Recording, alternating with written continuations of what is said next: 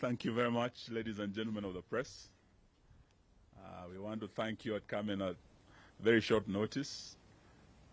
We were last together at Jove Center on Tuesday, and there are several developments that have taken place today.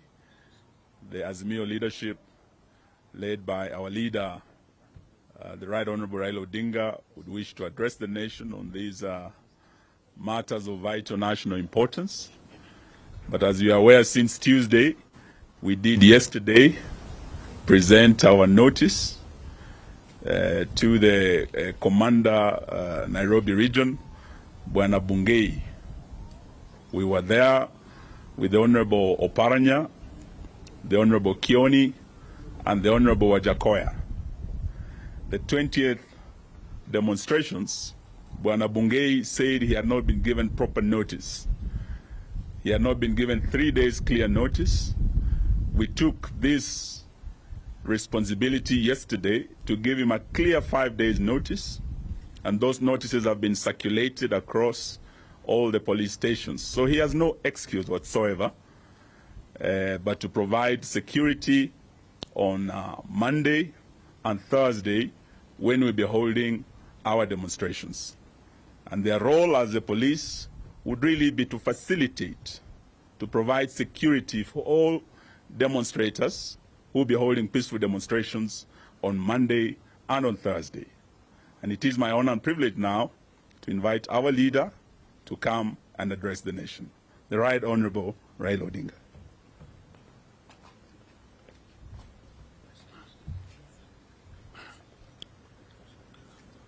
Ladies and gentlemen of the press, we have a statement which I'm going to read. Fellow Kenyans, several important developments have taken place since we last addressed the nation 2 days ago. First, a section of the clergy has called on Azimio la Umoja to call off protests and instead engage in talks with Mr. William Ruto. Our answer to the clergy is in the Gospel of John chapter 8, verse 32, which says, and I quote, "Then you will know the truth, and the truth will set you free," unquote. All that Azimio is looking for with regard to electoral justice is the truth. The truth includes the opening of the servers for a forensic audit of the election results, tangible actions by the regime to lower the cost of living, restoring the subsidies on fuel, electricity, education, and food, stopping the unilateral reconstitution of the IEBC, reinstating the 4 IEBC commissioners, and ending the tribalization of the public service appointments, and cancelling the appointments of 51 CAS or CASs that has no constitutional basis. We are aware that the regime is moving ahead to privatize state parastatals without the authority of parliament. We call on our members of parliament to stand firmly against this illegality, to give away crucial national assets without public oversight. Secondly, Mr. Ezra Chiloba, the Executive Director of the Communications Authority of Kenya, CAC, issued an illegal and unconstitutional order censoring the media and threatening sanctions for their truthful reporting of our demonstrations. We agree with Democrats around the globe that the democracy dies in darkness. With this action, Mr. Ruto is opening the full dictator's playbook to kill Kenya's democracy. We in Azimio will not and cannot allow Ruto to take us to the dark days of yesterday. Thirdly, Kenya Kwanza has continued to claim that all we are looking for is a handshake. We emphatically refute these unfounded rumors that we are protesting to improve the lives of Kenyans because we want a handshake. This is an insult to the intelligence of Kenyans. We cannot and we will not participate in handshake with an illegitimate regime. We condemn in the strongest terms possible the illegal arrest of minority leaders, Honorable Pia Wandai and Honorable Justice Stewart Mazayo, alongside fellow MPs, MCAs, and activists who have been charged before a ATPU court in Kahawa law courts with false allegations. This is anti-terrorism court. These patriotic Kenyans who have been arrested have done nothing wrong. We demand that the charges be dropped unconditionally with immediate effect.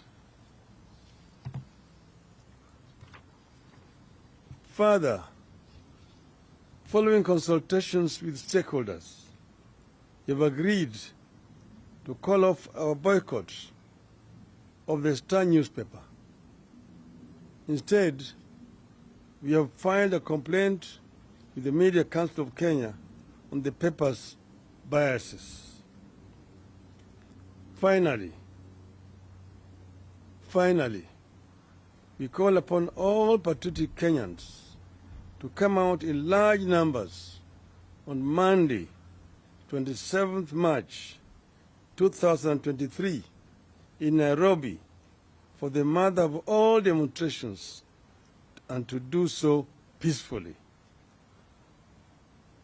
Dated this 23rd day of March 2023. Great. Now, having done that, I want to add that we have very authentic information that on Tuesday evening, the Mr.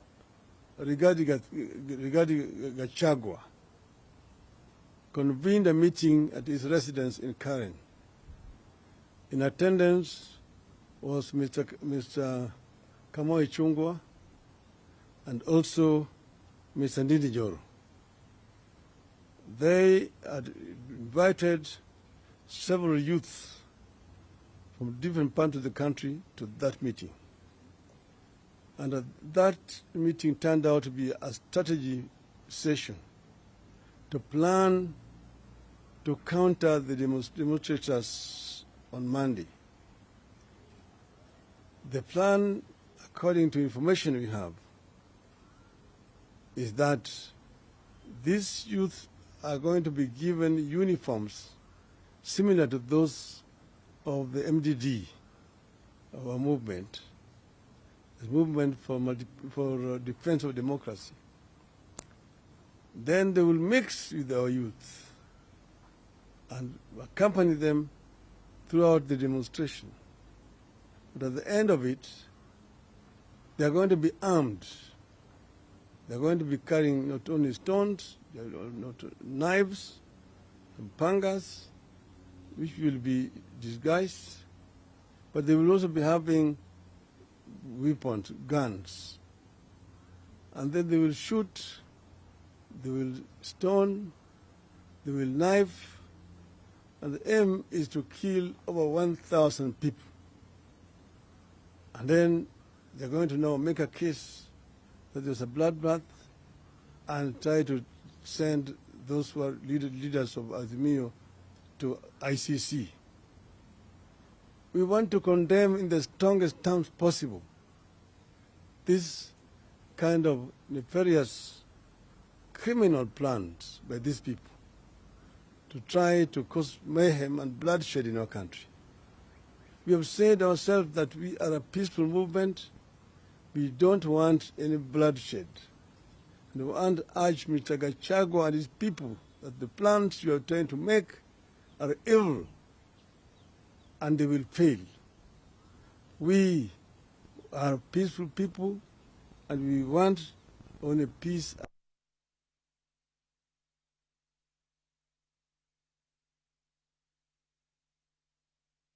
It will not be the plan of the mayor. It will be the plan of this regime, which is completely contemptuous the wishes of the people of Kenya. Shame on you. The Israeli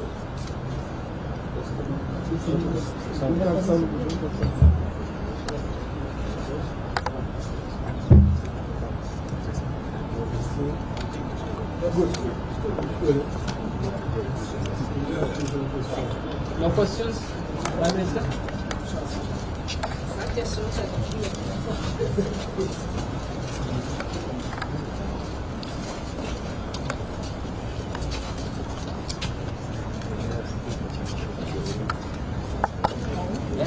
Yeah,